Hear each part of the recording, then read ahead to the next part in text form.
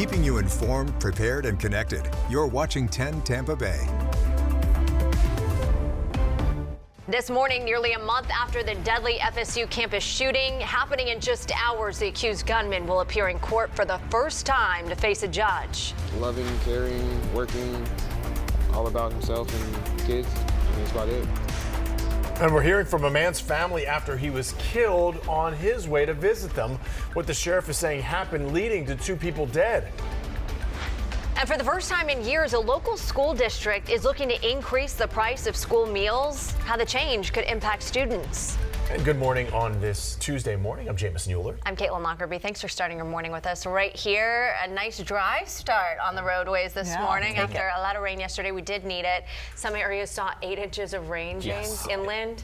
Yeah. They won the rain lottery. Yeah, they did. Absolutely. Major roadblock drive times across our Bay Area bridges are up to speed, and we're seeing a lot of green right now as you're approaching Malfunction Junction. We know that's going to change at some point. Jameson? All right, Sarah, we're going to check back with you shortly. Leading us off this morning at 6:03, investigators say they are still looking for the people part of a drug deal that led to gunshots, a home turned to rubble, and 2 people dead. Yeah, a wild scene here and awful. It happened on Pirates Way in Lakeland. Sheriff Grady Judd says that the driver of a white Mercedes was selling marijuana when someone shot him. He says the driver sped away trying to escape, but hit a man on an electric bike who had nothing to do with the scene and then slammed into the house. We're told the bicyclist who was killed was a father. He was on his way to see family that lived next door. I'm just trying to make sure everything was all right because it's hard, man. Losing somebody, and especially like this. Loving, caring, working, all about himself and the kids. It's about it. Deputies say the group involved with that drug deal ran off, but they do have them on camera. This morning, if you have any information, the sheriff's office wants to hear from you. In just hours, we will learn more about the arrest of a local elementary school teacher. The state attorney general confirmed at 10 Tampa Bay the teacher was arrested for possession of child sexual abuse materials. On social media, school leaders confirmed Joseph Watson is a music teacher at Oakstead Elementary School in Pasco County. The attorney general says Watson is also a leader in a local church choir and was involved in the church's summer youth program. School leaders say the charges are unrelated to the teacher's role at the district. The Florida Department of Law Enforcement is expected to provide more details on this case at 2 this afternoon. 10 Tampa Bay will be there and have all the information for you on air and at 10tampabay.com. Well, happening in just hours, the accused Florida State University shooter will appear in court for the first time. Phoenix Eichner was released from the hospital on Monday. Police say that they shot him in the jaw during the campus shooting on April 17th. Authorities waited for his hospital release to formally charge and arrest him. This morning, Eichner faces 2 counts of first-degree murder, 7 counts of attempted first-degree murder. For the first time in a week, residents of a Clearwater condo, they're waking up back in their own beds this morning. Yeah, some tenants began moving back into the South Beach condos in Clearwater last night. 1 week ago, structural concerns led to an immediate evacuation. The condo board sent a notice saying the city, the fire department, and an engineering company have determined some tenants can safely return, but there are a number of restrictions, including no construction, no deliveries over 75 pounds, and limited maintenance or repair work. Some tenants, though, are still not allowed to return. Leaders expect that work to take another week. Well, keeping you informed, this morning the Pinellas County School Board will discuss a proposed increase to school lunch prices during their meeting. Yeah, and if it's approved, it would mark the first time in almost 6 years that families would spend more on those lunch meals. 10 Tampa Bay's Christina Mendez joining us live from PCS headquarters in Largo this morning. Christina, you're learning more about what's behind this proposed change. Caitlin and Jamison, the USDA says that food prices overall have increased about 7 to 10% in that time frame, and that's due to supply chain challenges as well as inflation. Let's go ahead and pull up the breakdown so you could see what your student could possibly be getting into for this upcoming school year.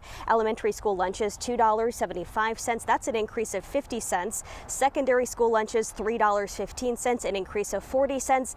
And adult meals seeing the largest increase, $4.50. That's an increase of $1. So what does this look like in the grand scheme of things? Well, taking elementary school students as an example with that 50-cent increase, if your child buys lunch for, 5 days a week over that month period, we're talking about maybe an $11 increase overall for that month if this proposal moves forward. You may be wondering, well, why is this happening now? The USDA does require lunch prices to line up with federal guidelines, making sure that they match what reimbursed are for free meals. And here in the county, there is a big push to provide healthier, whole ingredient food options for students. Yeah, but Christina, with years of this going unchanged, why is now the time the board is considering this? So the board is saying without this adjustment being made, there could be a financial gap between revenue falling behind expenses. And of course, we do also know that this long-term sustainability may be at risk for the program without this change, they say. Reporting live here from Largo this morning, Christina Mendez, 10 Tampa Bay. Christina, thank you. Getting you prepared for hurricane season in St. Petersburg this morning in just hours at 11 a.m. Mayor Ken Welch will hold a press conference at the Northeast Water Reclamation Facility. That's on 62nd Avenue. We're working to learn more about the details of today's event, but it's important to note here, City Council approved more than $3.5 million in hurricane resiliency upgrades for this plant back in March. The plant went offline during Hurricane Helene last year because of storm surge flooding. This morning is the first of two virtual input meetings about $813 million of storm recovery grants for Pinellas County. Over the last 2 months, the county has been asking for your feedback about where to focus the funding.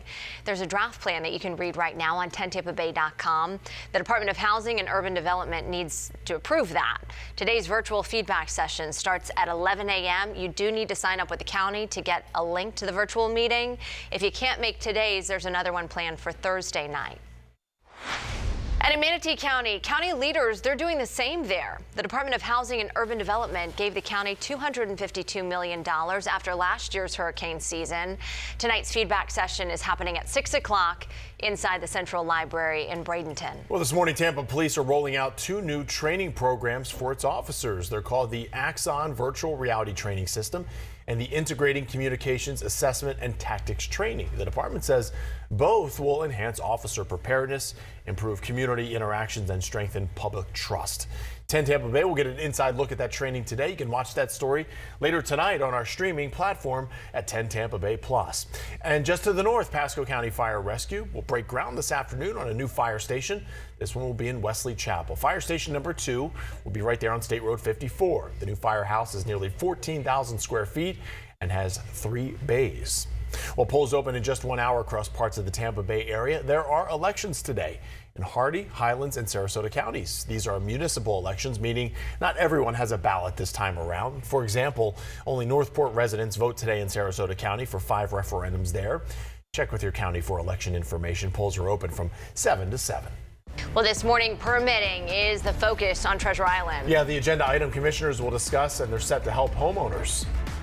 The security and the love that Hope House gives, they truly believe in you. Plus, this morning, we take you inside Hope House and show you how the local program is helping teens in foster care get ready for adulthood with the support they need. Well, after the heavy rain yesterday, breaking records in some areas. Now we drought, and we're going to heat up. I'll let you know how hot we'll get coming up. Roads starting to heat up across the Tampa Bay area as well as more drivers are trying to get where they need to go this morning. We're going to help you get there as well. I'll let you know what crashes and what roadblocks you could be facing.